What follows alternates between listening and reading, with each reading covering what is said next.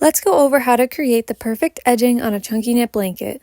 There are two main ways to start a new row. You can either begin in the first loop or skip the first loop and then start in the second one. On this side of my project, I skipped the first loop. Right now, I'm finishing up my current row by pulling a loop through the last stitch. To start the next row, I'll skip that first loop, which is the loop I just pulled up, and instead, I'll pull my new loop through the second one. Don't worry about that skipped loop. It'll get picked up again on the next row. Now let's look at the second method, starting your new row in the first loop.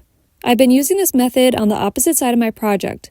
Just like before, I finished the row by pulling through the last loop. But this time to begin the next row, I'll pull my loop through that same last loop from the previous row. So essentially I'm pulling through the same loop twice. Then I knit through the second loop, third, fourth, fifth, and so on. Let's take a look at how these two methods affect the edges of the blanket. On the side where I skipped the first loop, you'll see a nice straight edge from the front. On the side where I didn't skip a loop, the edges look a little rougher.